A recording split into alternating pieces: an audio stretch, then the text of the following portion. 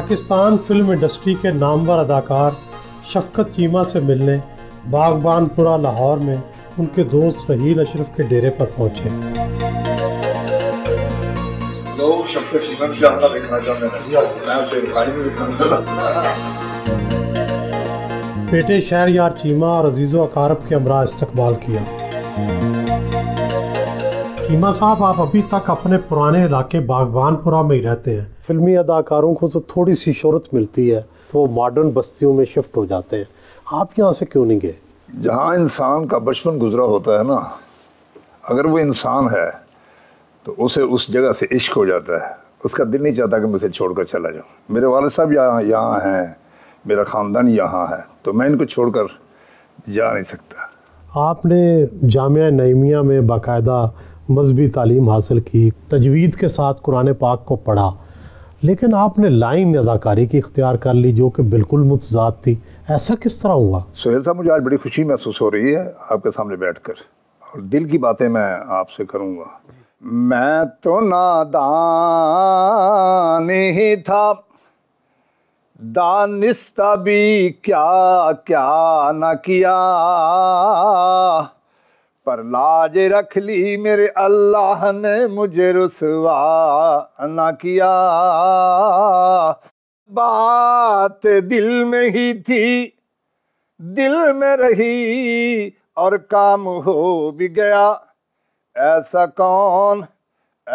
कौन जिसने जुबान का तकल्लुफ भी गवारा न किया। मैं तो नादान ही था। मेरे वालिद साहब एक दीनी घराने से ताल्लुक़ था और वो आलिम दीन थे और एक जामिया मस्जिद के इमाम थे। उनकी ख्वाहिश थी कि क्योंकि बचपन में मेरी आवाज़ बड़ी अच्छी थी, उनकी ख्वाहिश थी कि मेरा बेटा बड़ा होकर ना मेरे ही रास्ते पर चलकर एक आलिम दीन बनेगा। चलते चलते सफ़र गुजरता गया तो मेरा कुछ ख़ानदान गुजरांवाला शरीफ में मतलब रहता है, मैं वहाँ पर गया तो वहाँ पर एक जलसे का कोई एहतमाम था।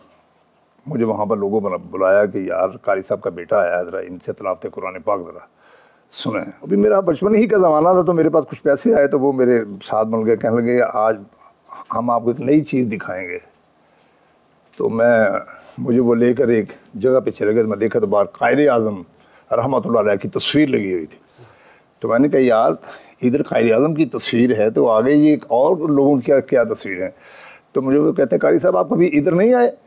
मैं कह जी नहीं, ये सिनेमा है। तो मुझे कहते हैं कि पैसे निकाल कर ना इस ये बुकिंग जो छोटी सी बनी है ना इसके अंदर अपना हाथ डालो, आपको 2 टिकटें मिलेंगी। बड़ा सादा सा मेरा माहौल था और मैंने वो पैसे लेकर ना वो बुकिंग के अंदर मैंने हाथ डाला ना ऐसे, तो आगे वो जो बुकिंग वाले थे जो अंदर टिकट दे रहे थे उनका कोई पेट बड़ा था। वो मुझे इस बात का इल्म नहीं था। मैंने जल्दी ऐसे मैंने अपना हाथ अंदर किया ना तो उनके पेट पर मेरा हाथ लग गया। तो सबसे पहले उन्होंने मुझे एक बहन की गाली दी। तो वो मुझे अच्छा ना लगा कि यार उसने 2 टिकटें दी और हम जब अंदर गए तो अंदर अंधेरा था। अब इधर फिल्म चल रही थी, इधर मैं उनके साथ अंदर अंधेरे में गया हूँ। ये ज़िंदगी का पहला वक्त है, अजूबा ही मैं देख रहा था कि ये दुनिया क्या है। तो मेरा जो चेहरा है वो इस तरफ है, स्क्रीन इस तरफ चल रही है। तो मुझे कहता इधर देखो। तो मैंने ऐसे से देखा ऐसे स्क्रीन पर कि अजीब है, एक बड़ी सी एक दीवार, उसके ऊपर वो चीज़ें नज़र आ रही हैं, हर हकीकत का एक रंग नज़र आ रहा है। तो मैं देख रहा हूँ कि ये कहाँ से लोग आ रहे हैं, ये पीछे से लाइट नज़र आ रही है, ये है वो है। तो वो फिल्म थी, उस फिल्म का नाम था मुखड़ा। उसकी हीरोइन थी सबिया खानम। तो बैठे बैठे देखता मैं कभी उनकी तरफ देखता, कभी मैं दुनिया की तरफ देखता कि दुनिया भी बैठी हुई है। जब ये गाना आया ना, मेरा दिल च ना कच दा खिडौना ते वेखी न तोड़ना दवी, तो हल्का सा अंदर ना एक खुर्ची जी सी एक महसूस हुई। दूसरा गाना उसका आया, दिला ठहर जा यार दा नज़ारा लैन दे। तो मैं सोचने लगा, आखिर फिल्म चलती रही, हम बैठे रहे, लेकिन एक सख्ता सा तारीख मेरी जगह ज़िंदगी में पहली बार मैंने देखा। और लोग लाइट बली, लोग बाहर निकलना शुरू हो गए। तो मैंने उनसे कहा, अपने कज़न से, मैंने कहा असलम मैं जब आऊँगा ना तो जलसे से मुझे काफ़ी पैसे मिलते हैं, महफिलों से ना मुझे काफ़ी पैसे मिलते हैं। मुझे नहीं पता था कि ये सिर्फ ये लाहौर में भी है, ये दुनिया के हर खत्ते में, मुझे इस बात का बिल्कुल इल्म नहीं था, मैं बिल्कुल भोला था। तो मैं जब आऊँगा ना तो मैं बहुत सारे पैसे लेकर आऊँगा, तो आप ऐसे करना कि मुझे ज़रा इनको रज रज कर ज़रा दिखाना ज़रा मुझे। मेरा दीन से लगाव जो था वो कम होना शुरू हो गया।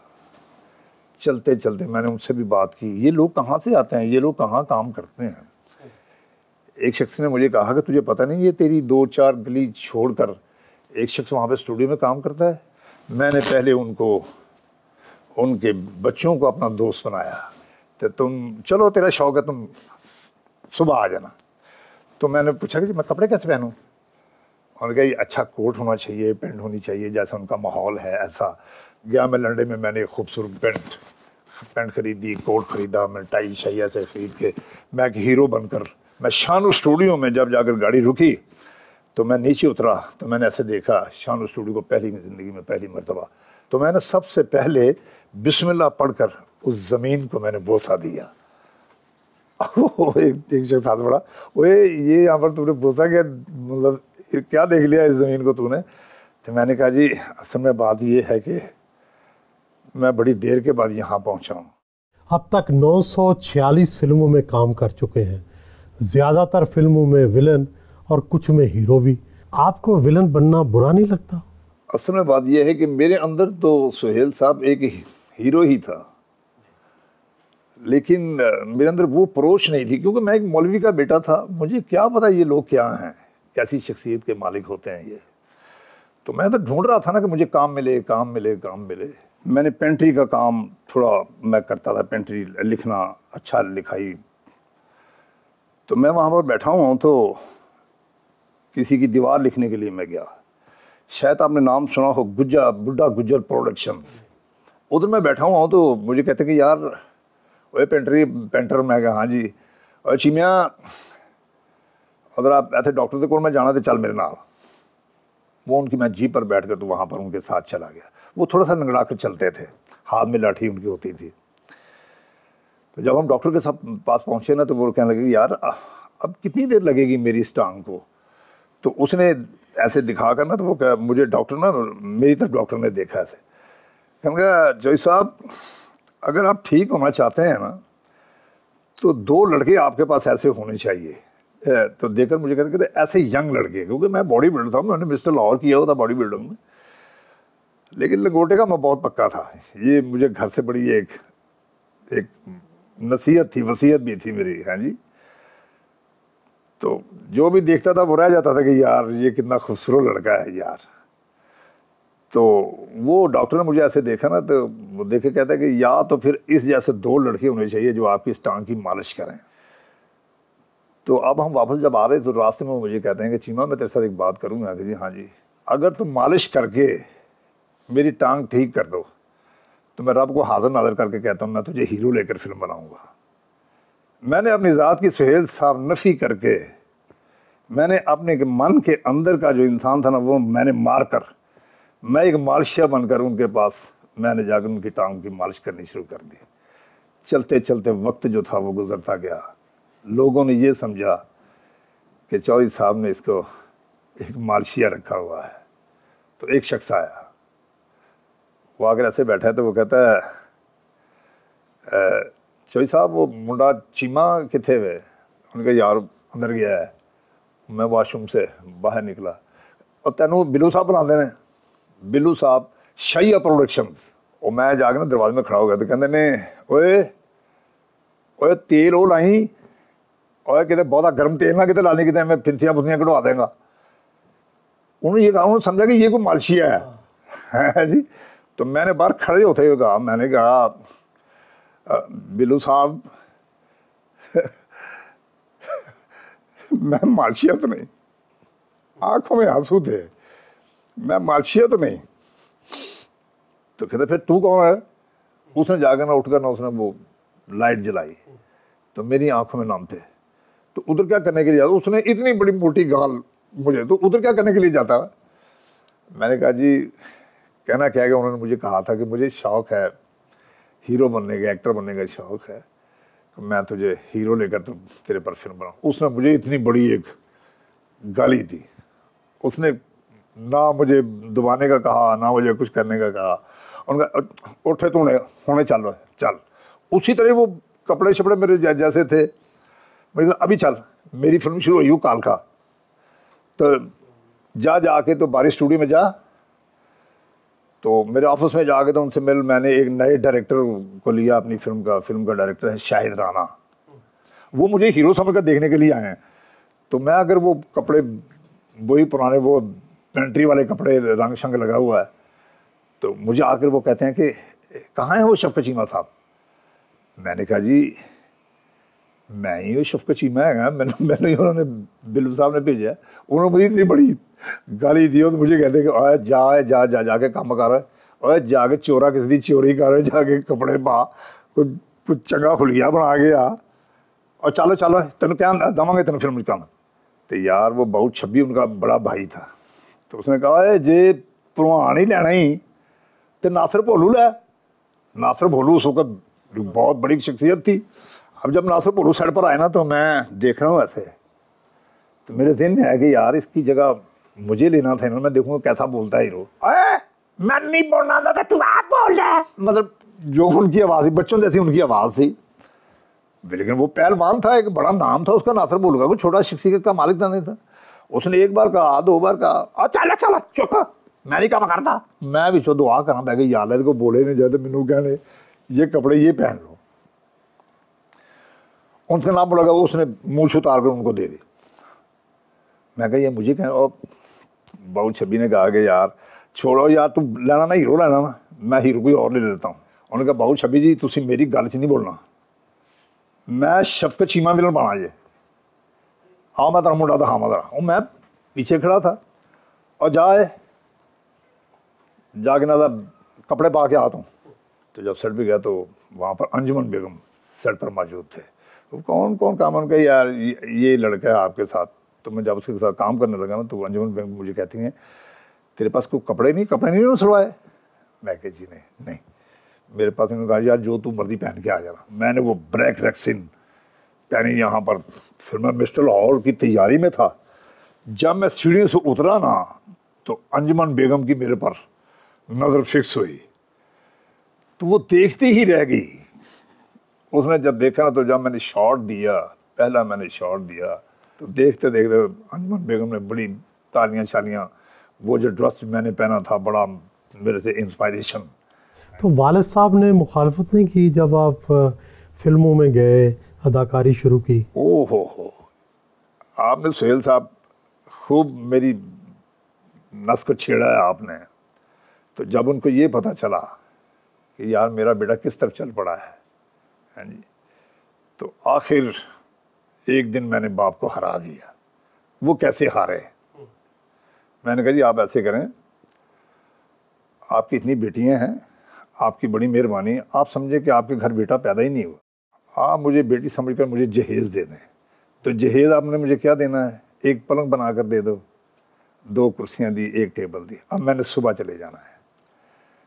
तो हम रात का एक वक्त है, और मैं ऐसे जाने लगा स्टूडियो, तो मुझे कहते हैं कि शफकत हुसैन मैं आपको कुछ देना चाह रहा हूँ। आदमी थे, तो उन्होंने ऐसी चीज़ एक बंधी हुई थी ऐसे, तो वो उन्होंने ऐसे दिया, तो मैंने पकड़ लिया। तो मैंने कहा ये क्या है? यार खोलो, मैं तुझे कुछ देकर जा रहा हूँ। मैंने सोचा कि यार कुछ पैसे होंगे या कुछ ऐसी कोई बात होगी, क्योंकि चीज़ें तो सारी बना दी। जब मैंने उसको खोला तो उसमें कुरान मजीद था। तो मुझे कहते हैं कि यार मैंने आपको ये इसलिए दिया है कि जब कभी कभी याद आए ना, तो इसको पढ़ कर ना ज़रा मेरी रूह को ज़रा बख्श देना। तो मुझे बड़ा गुस्सा सा लगा।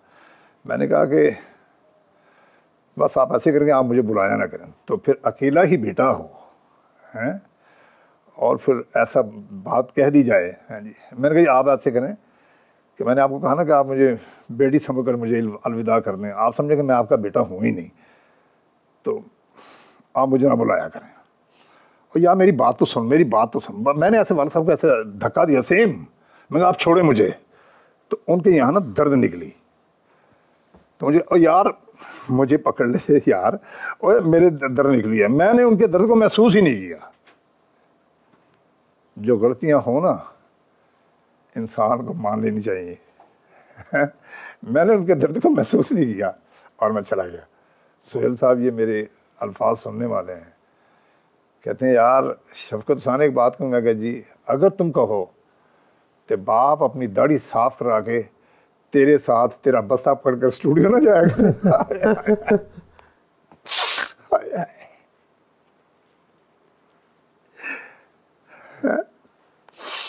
गैरों को अपना बनाना कोई शफकत चीमा से सीखे।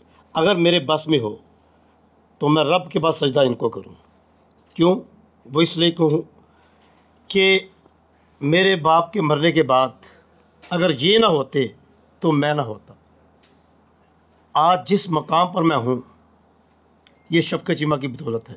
अल्लाह इनको ज़िंदगी दे और मेरी उम्र भी इनको लगा दे। He is a legend actor of Pakistan industry, क्योंकि मैंने इन जैसा एक्टर और जो पैशनेट एक्टर मैंने नहीं देखा। हालांकि मैंने काफ़ी एक्टरों के साथ काम भी किया। मेरी रिसेंटली एक फ़िल्म लगी थी जियो सर उठा के, और बाबर अली थे जिनमें, और नैयर जाज साहब थे।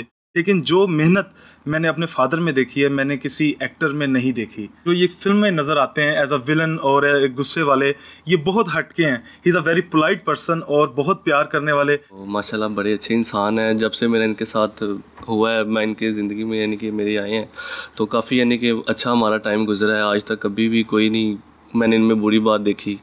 तो हमेशा जब भी मिले मुझसे प्यार मोहब्बत शफ़क़त से मिले हैं। मुझे बहुत सी फिल्में देखी हैं, शूटिंग पे भी जाता हूँ। इनकी मेहनत, इनकी लगन, इनको देख के हमारे अंदर भी एक मेहनत का जज्बा पैदा होता है। इस एज में जिम करते हैं तो इनको देख के हमें भी शौक़ पैदा होता है। ऐसे अच्छे इंसान मैंने अपनी ज़िंदगी में नहीं देखे। एज अ फादर तो ये बहुत अच्छे हैं, लेकिन फादर इन लॉ उससे भी ज़्यादा अच्छे हैं। चीमा साहब माशाल्लाह बहुत ग्रेट इंसान हैं जी। दोस्तों के दोस्त हैं, भाइयों के भाई हैं, और आखिरत की जो है ना फ़िक्र करने वाले भाई हैं। दोस्तों को अच्छा मशवरा देते हैं। मेरे कज़न हैं, लेकिन इंडस्ट्री में तकरीबन सबको ये पता है कि यार ये छोटा भाई है और ये बेटा है। और मैं इनके बारे में यही कहना चाहूँगा कि मियाँ मोहम्मद बख्श साहब का एक बड़ा अच्छा शेर है जो इन पे बड़ा फिट आता है। चंगियां दे लड़ लग जाइए ते चंगा आखण सारे, चंगे घर दे कुत्ते नूं रोड़ा कोई ना मारे। तो आज जो हमारी इज़्ज़तें हैं, जो मुकाम है, जो अल्लाह पाक ने हमें इतना नवाजा हुआ है, और ये सब कुछ इनकी वजह से है।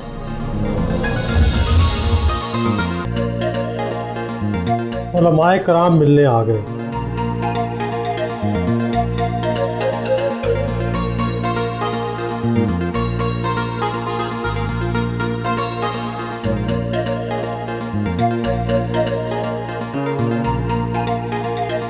छत पर जिम भी बना रखा है। इस उम्र में भी बाकायदगी से वर्जिश करते हैं। ये फार्म हाउस जो है इसमें मैंने अपने बड़े पसंदीदा मोर रखे हुए हैं। ये 2 जोड़ियां हैं, ये देखो कितने खूबसूरत लग रहे हैं। और इस जोड़ी में इतनी मोहब्बत है कि मैं आपको बता नहीं सकता। जैसे मियाँ और बीवी में मोहब्बत होती है ना, इसी तरह इनमें भी एक प्यार नज़र आता है। उन्हें परिंदों से ख़ास मोहब्बत है।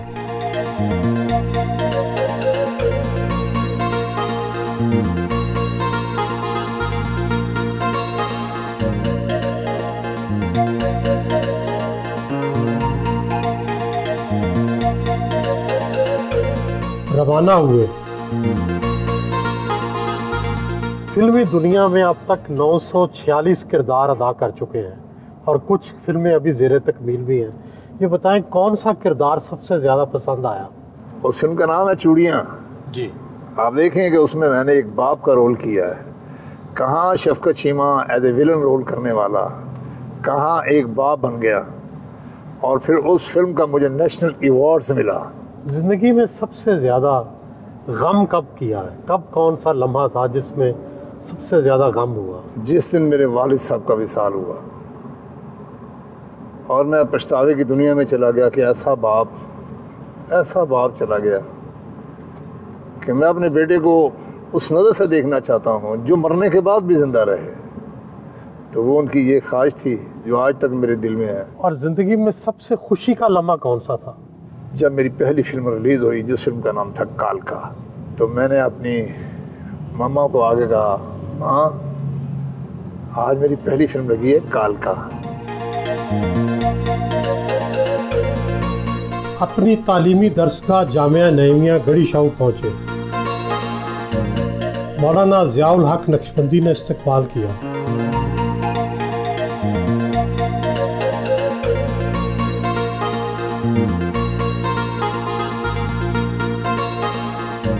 नाज़िम आला जामिया नईमिया मुफ्ती डॉक्टर राग़ब हुसैन नईमी से मुलाकात की।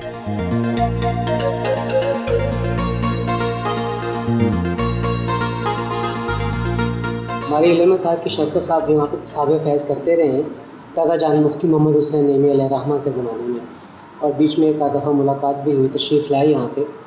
तो आज आपके प्रोग्राम के तवज्जुह से अपने अल्मा मैटर में दोबारा शौकत साहब को हम वेलकम कहते हैं।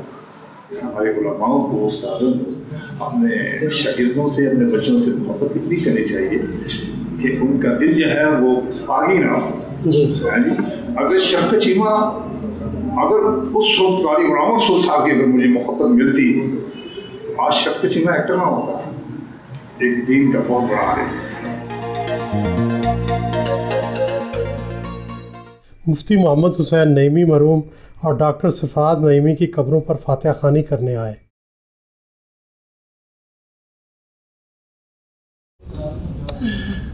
अब ज़िंदगी के आखिरी हिस्से में मैं फिर यहाँ आया हूँ, इस रास्ते पर मैं फिर चला हूँ। अल्लाह मुझे हिम्मत दे। मेरी ज़िंदगी का जो खात्मा है वो दीन के लिए, मैं इस तरफ हमेशा के लिए आ जाऊँ।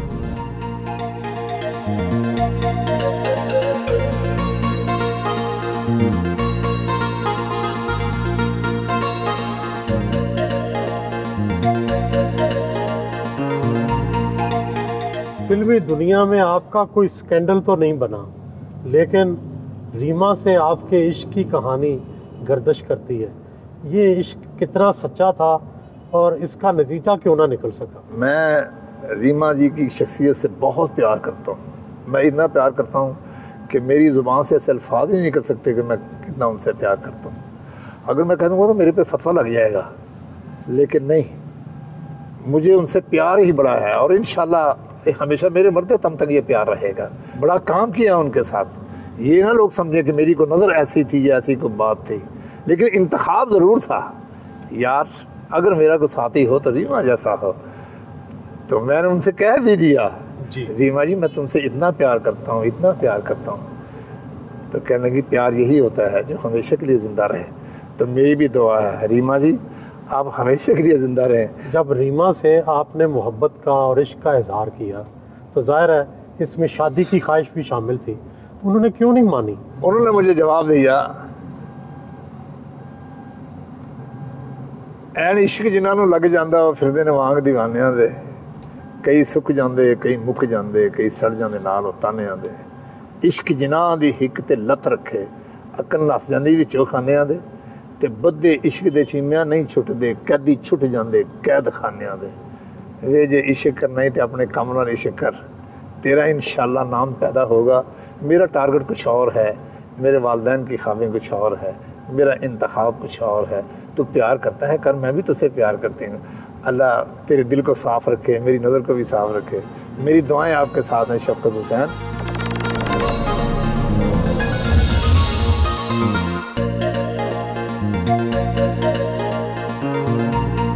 मुल्तान रोड लाहौर पर वाक़ शबाब स्टूडियो आए। नामवर हदायतकार सैयद नूर अपनी फिल्म की शूटिंग में मसरूफ़ थे। माशाअल्लाह माशाअल्लाह। अदाकारा साइमा खान से सेट पर मुलाकात की।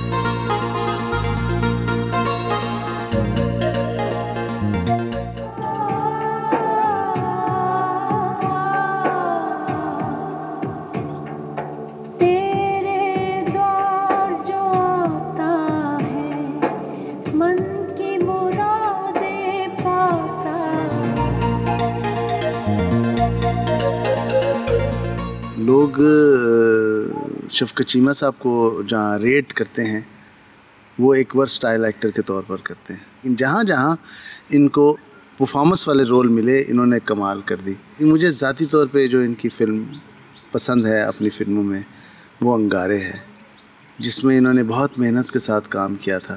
तो मैं इनको यही कहूँगा कि एक कमी थी जो पूरी नहीं हो रही थी अलाउद्दीन साहब के जाने से, तालिब साहब के जाने से, अजमल साहब के जाने से, और इस किस्म के जो हमारे सीनियर वर्सटाइल एक्टर्स रहे हैं उनके, तो वो किसी हद तक चीमा साहब ने पूरी की।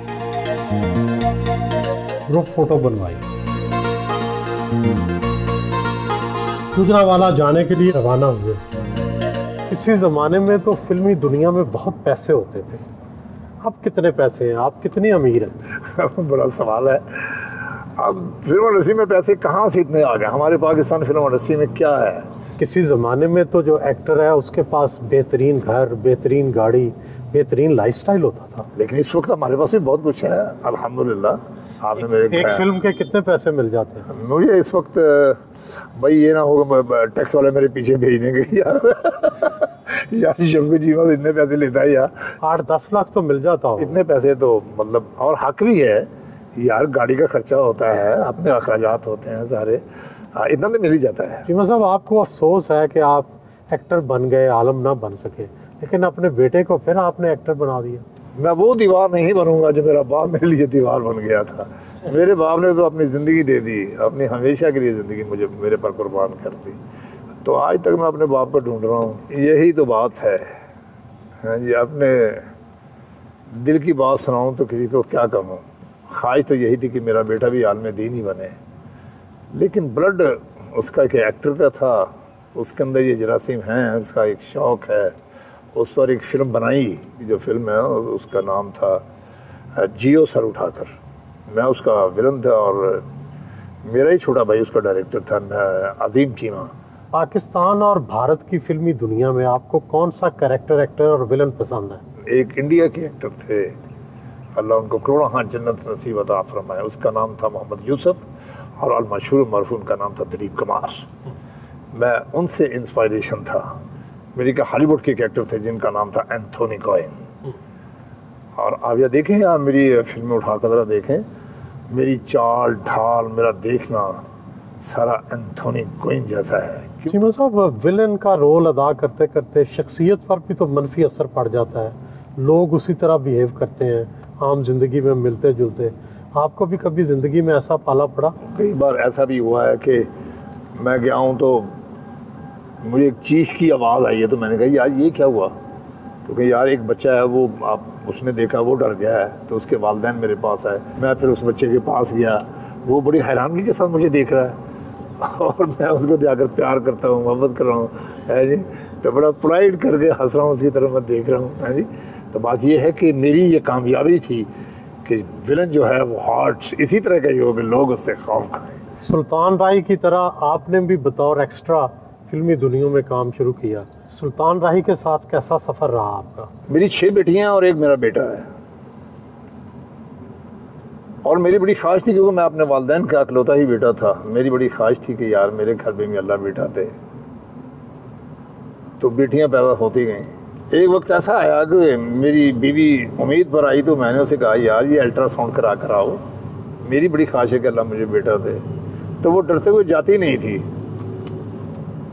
तो मैंने ना गुस्से में आकर ना उसके 2-3 मैंने थप्पड़ उसके उनके मुंह पे मार दिए। तो मैं बड़ी परेशानी की हालत में स्टूडियो गया था, आगे राही साहब के साथ मेरी शूटिंग थी। क्या बात है, कोई परेशान नजर आ रहे हो? राही साहब मुझे कहते हैं। मैं कहा नहीं राही साहब, ये यार घर में ज़रा थोड़ी सी परेशानी है, इसमें इसलिए आया हूँ। तो मुझे वो गुस्से से कहते हैं बेवकूफ़ आदमी, तो इसमें उसका क्या कसूर है भाई, हैं पागल। तो मेरी आंखों में ना ग्लेर हो गई। मैंने कहा जी ख्वाहिश तो होती है ना, ये है पागल जाना हुए थे। वो मेरे कंधे पे हाथ रख कर ना थोड़ी दूर चले गए। मैंने ना थोड़ी दूर जाकर ना तो मैंने देखा कि बग़ैर क़याम के, बग़ैर किसी चीज़ के, ऐसे ही डायरेक्ट ही अल्लाह की बारगाह में उन्होंने सजदा कर दिया ज़मीन के ऊपर। मैं देख रहा हूँ। जब थोड़ी देर वापस आए तो मैंने देखा यहाँ पे नाक पे कालख लगी हुई है, यहाँ पे माथे पे कालख लगी हुई है, हाथ जो है वो कालख से भरे हुए हैं। फ्लोर के पीछे सारी कालख होती है, तो हाथ भरे हुए हैं ना, मेरे ऐसे कांधों पे हाथ रखे ना ऐसे, तो मुझे चल पड़े। और यार शफ़क़त चीमा, तो मैंने देखा कि आंखों में नम थी। तो मुझे कहना शफ़क़त चीमा, मैं कहा जी, और मैं नहीं कह रहा, मैंने किसी ने कहा और अल्लाह तेरे पुत्र देगा है, ये मेरा बेटा उसकी दुआओं से पैदा हुआ है। पाकिस्तान की फिल्मी दुनिया में बतौर इंसान सबसे अच्छा अदाकार कौन सा लगा? सुल्तान रही की शख्सियत बहुत बड़ी शख्सियत थी। कम अज़ कम 200 से ऊपर मैंने फिल्में की हैं उनके साथ। और कौन सी फिल्मी अदाकारा ऐसी है जो बहुत अच्छी इंसान हो, अच्छी अदाकारा भी हो? अंजुमन बेगम की अपनी एक शख्सियत थी और बहुत अच्छी रही, उनके साथ भी काम करने का इत्तेफाक हुआ। लेकिन सैमा यू आर द ग्रेट शख्सियत की मालिक है। हमारी सैमा एक बड़ी खसूसी सितारा है, बाकी तो सारी कहकशां हैं। रेस्टोरेंट पहुँचे, उनके मेज़बान शहरयार गुराया ने इस्तकबाल किया।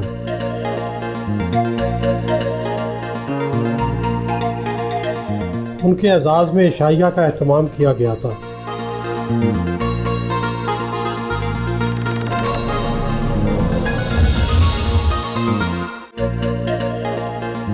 शहरयार गुराया के वेब चैनल पहुंचे, पुरतपाक इस्तकबाल किया गया, आतिशबाजी भी की गई,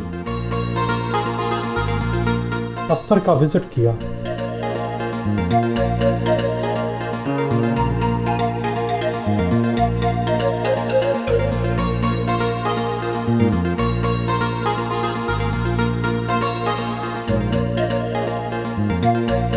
अपने ससुराल आए,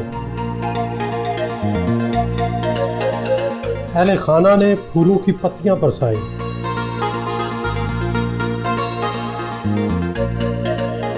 अपनी नवासी मरियम से बहुत प्यार करते हैं, उसे गोद में बिठाया। चीमा साहब, दुनिया बदल गई, दुनिया इतनी मॉडर्न हो गई, आप अभी तक मोबाइल फ़ोन भी इस्तेमाल नहीं करते? मोबाइल शॉप अपनी है, मेरी अपनी शॉप है चीमा मोबाइल।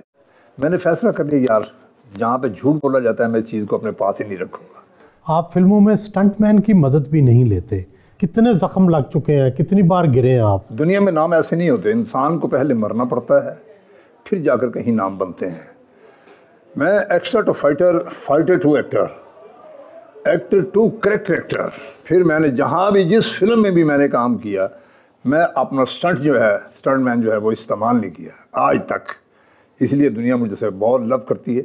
मेरे वजूद का कोई ऐसा हिस्सा नहीं है जो टूटा हुआ नहीं है। हकीकी दुनिया में तो आपका किरदार और है, लेकिन फिल्मी दुनिया में तो आप लड़कियां उठा कर ले जाते हैं। किस हीरोइन का वजन ज़्यादा था, किसका सबसे हल्का था? ये आपने वैसे खूब सवाल किया है जी। तमाम पाकिस्तान फिल्म इंडस्ट्री की कोई ऐसी हीरोइन नहीं है जो शफकत चीमे को उठाने का शर्फ हासिल नहीं हुआ। और एक एक नहीं, दो मैं 2 लड़कियां उठाकर वो सीढ़ियाँ के ऊपर चढ़ गया। ये रिकॉर्ड ही मैंने तोड़ दिया। और रिकॉर्ड इस शफकत चीमे के बाद वही तोड़ेगा जिसका अंदर अच्छा होगा, जिसकी आंख अच्छी होगी। मजहबी दुनिया छोड़कर फिल्मी दुनिया में गए तो कुछ ना कुछ हलाइशें भी लगी होंगी, कोई शराब, नशा, जुआ, कुछ ना कुछ तो लगा होगा। जब मैं फिल्म इंडस्ट्री में आया तो देखा तो यहाँ तो बड़े लोगों का काम है, गरीब आदमी का यहाँ पर क्या काम हो सकता है? या तो तुम अपनी जान की बाजी लगा दो या अपने आप को साफ रखो। तो मैं मस्जिद में गया, मैंने जाकर अल्लाह तबारक व तआला की बारगाह में ये अर्ज़ किया, अल्लाह तू ही मेरा मददगार है, यहाँ पर मेरा कोई बाप डायरेक्टर तो नहीं है या फलाना ऐसा है। सुहेल साहब, आज तक कोशिश तो मैंने की है लेकिन आज तक दाग अपने वजूद को नहीं लगने दिया। बहुत रंगारंग किरदार अदा किए, लेकिन कोई ना कोई ऐसा किरदार तो होगा जो अभी आपने नहीं किया, वो कौन सा है? हमारे पाकिस्तान फिल्म इंडस्ट्री के राइटरों को सोचना चाहिए, जो मुसन्नफ़ हैं, जो तख्लीक़कार हैं, जो सोचते हैं कि यार शफकत चीमा बाप भी बन गया, दादा भी बन गया, परदादे का रोल भी किया। जब मैंने उसमें इमाम बख्श पहलवान का रोल किया तो वो एक दादे का रोल था, बहुत बड़े एक पहलवान का रोल था। तो वो दुनिया का पहलवान है तो वो किस तरह मतलब यहाँ पे ऐसे उठाकर तो वो गाल सुन मेरा पुत्रा। 900 से ज़ायद फिल्मों में काम कर चुके हैं, लेकिन अभी तक आपको हुकूमत ने कोई सरकारी तौर पर एजाज़ नहीं दिया, वजह क्या समझते हैं? फिल्मों के नेशनल अवार्ड मुझे मिले 946 मूवीज। हुकूमत की नज़र मेरे पर क्यों नहीं पड़ी? क्योंकि मेरे पीछे कोई सिफारिश नहीं है। ये सिफारिशी मतलब लोग कुछ होते हैं, आप ये देखिएगा, मैं खिलाफ तो किसी के बोल नहीं रहा। ऐसे आर्टिस्ट भी आई हैं, ऐसी आर्टिस्टा भी आई हैं जिनको बैठने का ही पता नहीं, तो उसको नेशनल अवार्ड दे दिया गया है। तो कोई बात नहीं, आई एम ए विलन। लोग समझते हैं कि यार शफकत चीमा में विलन है, लेकिन लोग मुझसे मोहब्बत करते हैं, मैं लोगों के दिलों पर मोहब्बत करता हूँ। मुझे इसी अवार्ड की ज़रूरत नहीं है, मुझे लोगों की मोहब्बत की ज़रूरत है।